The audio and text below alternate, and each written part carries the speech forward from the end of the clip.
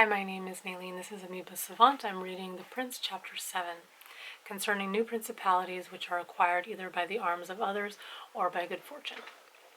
Those who solely by good fortune become princes from being private citizens have little trouble in arising, but much in keeping atop. They have not any difficulties on the way up because they fly, but they have many when they reach the summit. Such are those to whom some state is given either for money or by the favor of him who bestows it, as happened to many in Greece, in the cities of Ionia and of the Hellespont, where princes were made by Darius in order that they might hold the cities both for his security and his glory, as also were those emperors who, by the corruption of the soldiers, from being citizens came to empire. Such stand simply elevated upon the goodwill and the fortune of him who has elevated them, two most inconstant and unstable things. Neither have they the knowledge requisite for the position, because, unless they are men of great worth and ability, it is not reasonable to expect that they should know how to command, having always lived in a private condition. Besides, they cannot hold it, because they have not forces which they can keep friendly and faithful. States that rise unexpectedly then, like all other things in nature which are born and grow rapidly, cannot leave their foundations and correspondencies. And note 7. Le radici e corrispondenza.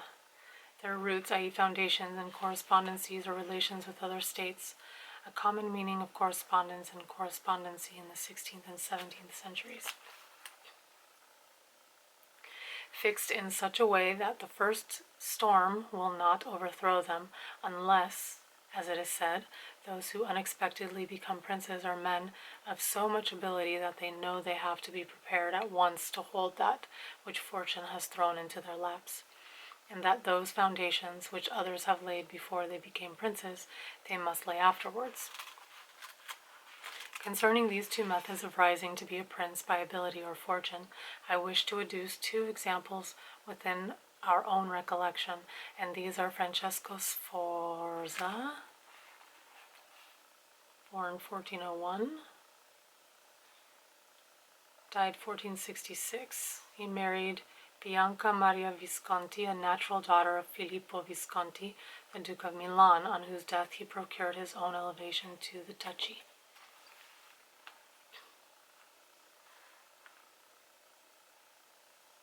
And Cesar Borgia. Francesco, by proper means and with great ability, from being a private person, rose to be Duke of Milan, and that which he had acquired with 1,000 anxieties he kept with little trouble. On the other hand, Cesar Borgia, called by the people Duke Valentino, acquired his state during the ascendancy of his father, and on its decline he lost it, notwithstanding that he had taken every measure and done all that ought to be done by a wise and able man to fix firmly his roots in the states which the arms and fortunes of others had bestowed on him. Because, as it is stated above, he who has not first laid his foundations may be able with great ability to lay them afterwards, but they will be laid with trouble to the architect and danger to the building. If, therefore, all the steps taken by the Duke be considered, it will be seen that he laid solid foundations for his future power, and I do not consider it superfluous to discuss them, because I do not know what better precepts to give a new prince than the example of his actions, and if his dispositions were of no avail, that was not his fault, but the extraordinary and extreme malignity of fortune.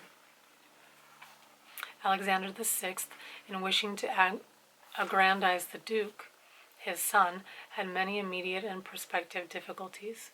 Firstly, he did not see his way to make him master of any state that was not a state of the church, and if he was willing to rob the church, he knew that the Duke of Milan and the Venetians would not consent, because Faenza and Rimini were already under the protection of the Venetians.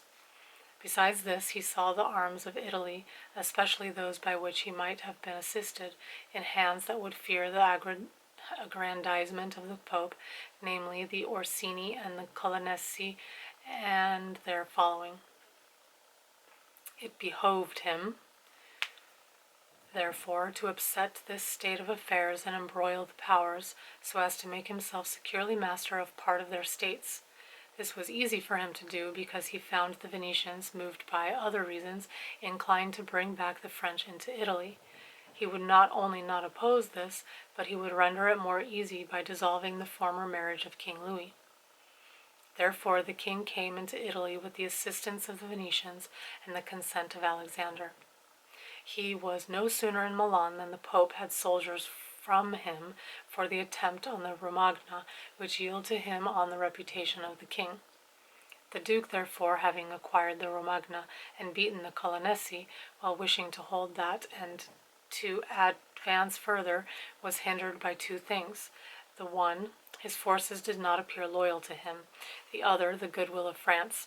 That is to say, he feared that the forces of the Orsini, which he was using, would not stand to him, that not only might they hinder him from winning more, but might themselves seize what he had won, and that the king might also do the same. Of the Orsini he had a warning when, after taking Faenza and attacking Bologna, he saw them go very unwillingly to the attack. Is it Bologna? And as to the king, he learned his mind when he himself, after taking the Duchy of Urbino, attacked Tuscany, and the king made him desist from that undertaking. Hence the Duke decided to depend no more upon the arms and the luck of others. For the first thing, he weakened the Orsini and Colonnesi parties in Rome by gaining to himself all their adherents who were gentlemen, making them his gentlemen, giving them good pay, and, according to their rank, honoring them with office and command in such a way that in a few months all attachment to the factions was destroyed and turned entirely to the Duke. After this he awaited an opportunity to crush the Orsini, having scattered the adherents of the Colonna house. This came to him soon, and he used it well, for the Orsini, perceiving at length that the aggrandizement of the Duke and the Church was ruin to them, called a meeting of the Magioni in Perugia. From this sprung the rebellion at Urbino and the tumults in the Romagna, or is it Romagna, with endless dangers to the Duke, all of which he overcame with the help of the French. Having restored his authority not to leave it at risk by trusting either to the French or other outside forces, he had recourse to his wiles, and he knew so well how to conceal his mind that, by the mediation of Signor Pagolo, whom the Duke did not fail to secure with all kinds of attention, giving him money, apparel, and horses, the Orsini were reconciled, so that their simplicity brought them into his power at Senigallia, and note 9, Senigallia, December 31st, 1502. My brother's birthday. Different year, though.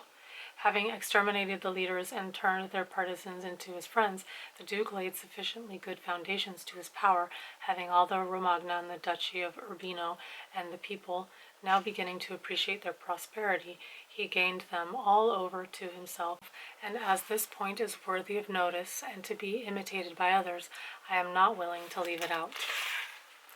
When the Duke occupied the Romagna, he found it under the rule of weak masters, who rather plundered their subjects than ruled them, and gave them more cause for disunion than for union, so that the country was full of robbery, quarrels, and every kind of violence, and so wishing to bring back peace and obedience to authority, he considered it necessary to give it a good governor. Thereupon he promoted Messer Ramiro d'Orco, and note 10, Ramiro de Lorca, a swift and cruel man to whom he gave the fullest power. This man in a short time restored peace and unity with the greatest success. Afterwards the Duke considered that it was not advisable to confer such excessive authority, for he had no doubt that he would become odious. So he set up a court of judgment in the country under a most excellent president, wherein all cities had their advocates, and because he knew that the past severity had caused some hatred against himself, so to clear himself in the minds of the people and gain them entirely to himself, he desired to show that, if any cruelty had been practiced, it had not originated with him, but in the natural sternness of the minister.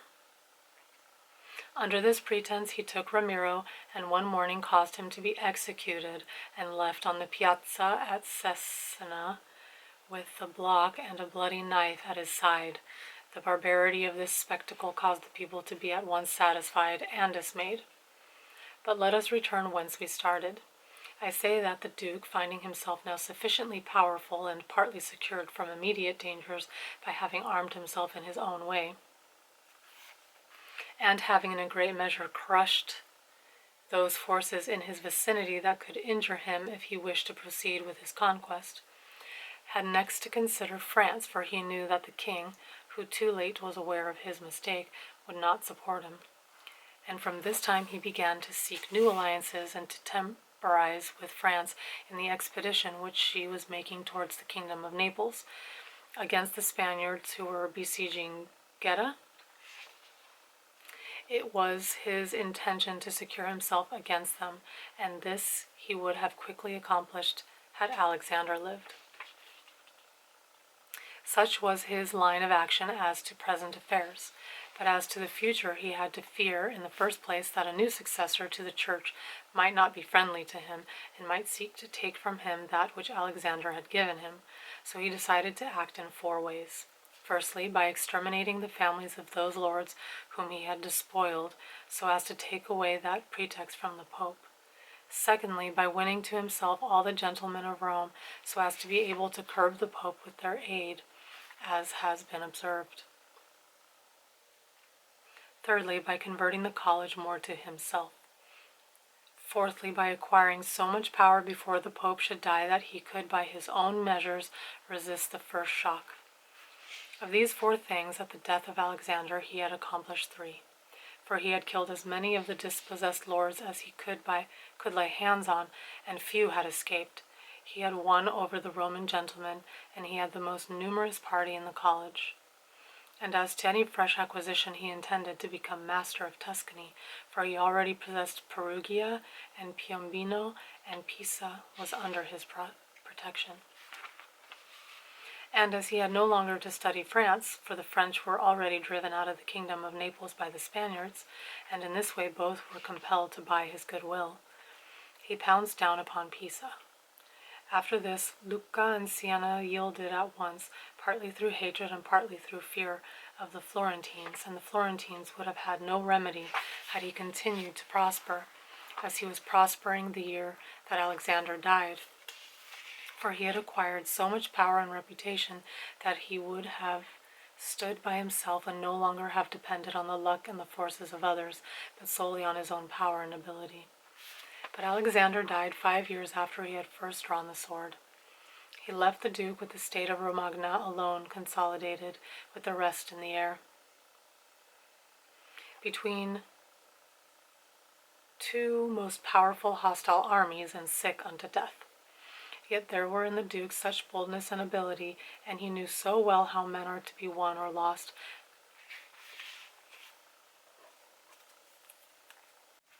My camera died.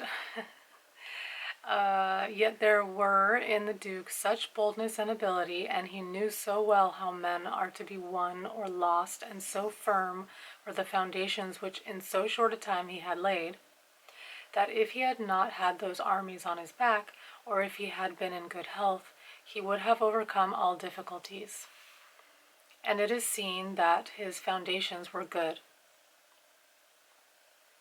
For the Romagna awaited him for more than a month. In Rome, although but half alive, he remained secure, and whilst the Baglioni and Vitelli and the Orsini might come to Rome, they could not effect anything against him. I'm probably mispronouncing things, but it's fun to try. Let me know what I'm pronouncing wrong. If he could not have made Pope him whom he wished, if he could not have made Pope him whom he wished, at least the one whom he did not wish would not have been elected. But if he had been in sound health at the death of Alexander, there's an end note, number 11. Alexander VI died of fever August 18th, 1503. Everything would have been different to him. On the day that Julius II, here's another end note, was elected, it says, Julius II was Giuliano della Rovere, Cardinal of San Pietro ad Vincula, born 1443, died 1513. He told me that he had thought of everything that might occur at the death of his father and had provided a remedy for all, except that he had never anticipated that, when the death did happen, he himself would be on the point to die. When all the actions of the Duke are recalled, I do not know how to blame him, but rather it appears to be, as I have said, that I ought to offer him for imitation to all those who, by the fortune or the arms of others, are raised to government. Because he, having a lofty spirit and far-reaching aims, could not have regulated his conduct otherwise. And only the shortness of the life of Alexander and his own sickness frustrated his designs. Therefore, he who considers it necessary to secure himself in his new principality, to win friends, to overcome either by force or fraud, to make himself beloved and feared by the people, to be followed and revered by the soldiers, to exterminate those who have power or reason to hurt him, to change the old order of things for new, to be severe and gracious, magnanimous and liberal, to destroy a disloyal soldiery, and to create new, to maintain friendship with kings and princes in such a way that they must help him with zeal and offend with caution, cannot find a more lively example than the actions of this man. Only can he be blamed for the election of Julius II, in whom he made a bad choice, because, as is said, not being able to elect a pope to his own mind, he could have hindered any other from being elected pope, and he ought never to be consented to the election of any cardinal whom he had injured or who had cause to fear him if they became pontiffs. For men injure either from fear or hatred. Those whom he had injured, amongst others, were San Pietro ad Vincula, Colonna, San Giorgio, and Ascanio. And note 13, San Giorgio is Raffaello Riario. Ascanio is Ascanio Sforza.